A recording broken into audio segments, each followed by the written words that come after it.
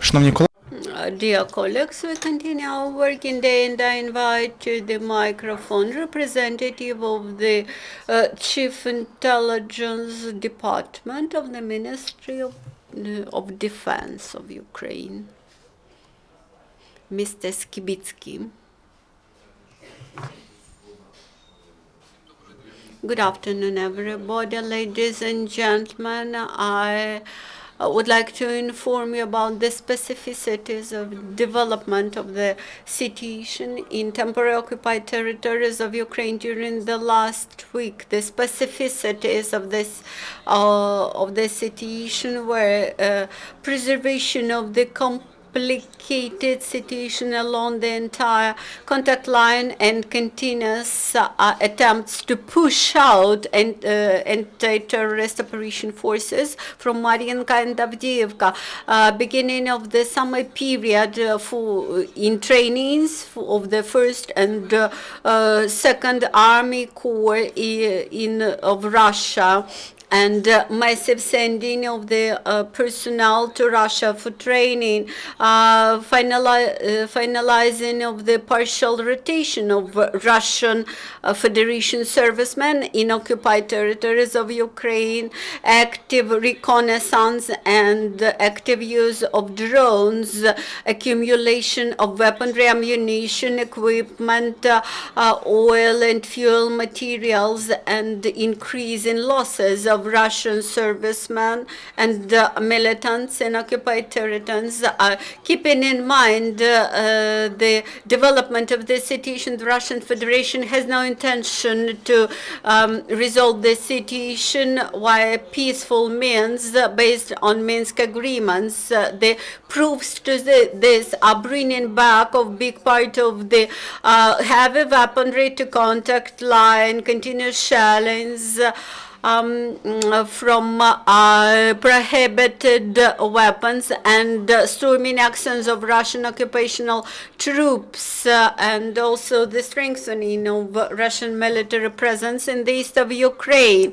Thus, during the last week, Ukraine revealed 42 facts of violation of Minsk agreements in 15 kilometers area. The artillery system of 100 millimeter caliber in tanks, 14 facts of tanks near Holmlivsky, Horlivka, Donetsk, Zaytsev, Makivka, Telmova, Yasenvata. In 25 kilometer area, 17 facts, including 50 artillery systems of self-propelled artillery installations near Golmevsky, Donetsk, Komsomolsk, Makieva, Chernuhiva, Yakovleva, Yasenvata.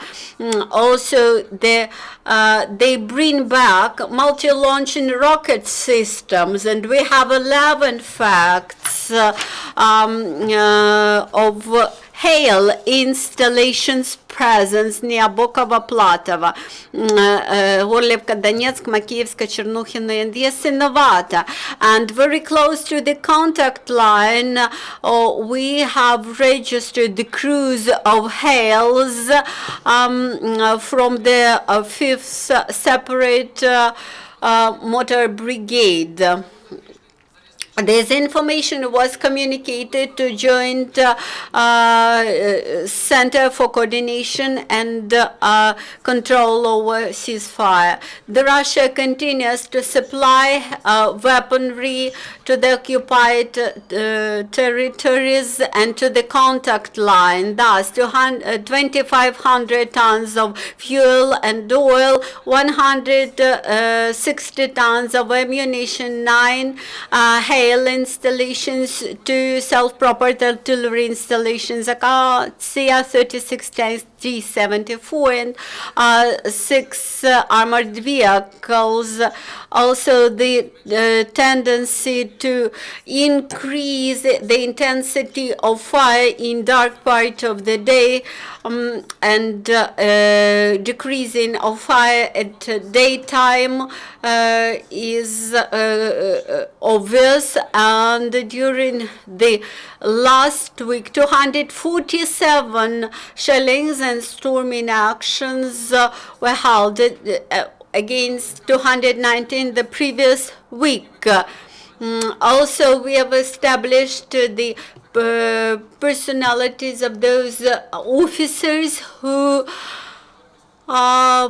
manage and command the actions of Russian occupants. The head of artillery brigade, Vice Colonel Tsarygorodskov, the head of the artillery staff, Major Rybakov, commanders of artillery divisions, Sazonov, Malyshev, Pichkalov, head of the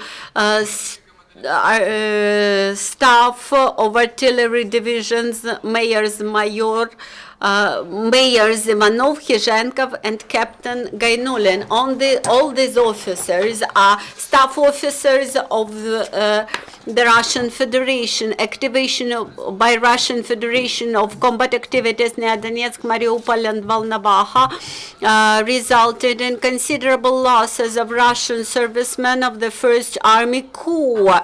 The main intelligence department suggests that 180 persons were killed and 190 were wounded. We would like to draw attention that 80 killed and 70 wounded. Militants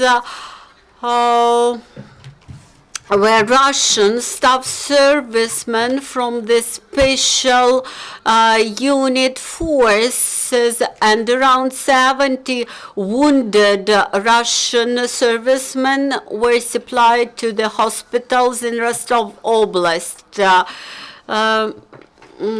At the same time, the administrative and police regime near Donetsk, Sinvata, Debaltseve, the Kuchayevs was strengthened to prevent deserting Russian militants. Besides that, the reconnaissance proves that in course of storming actions of the First Army Corps, the representative of the Center of Territorial Troops in the south was killed.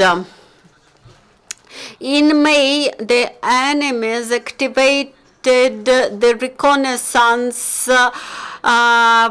against anti-terrorist operation forces. Thus, they automatized the system of information transfer from unmanned aerial vehicles. At the same time, on June 2nd, there are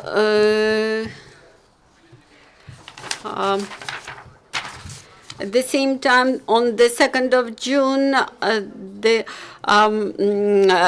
special group of drones arrived to Komsomolsk to carry out reconnaissance actions here.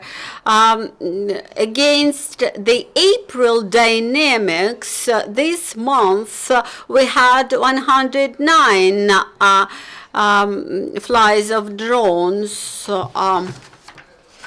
On June 1st, the summer period of exercises among our enemies started, and thus the units from 1st and 2nd Army Corps were carried out during these days. Besides this, the Russian occupational troops continue to strengthen continuous planned measures to strengthen the combat capacity of the Russian servicemen.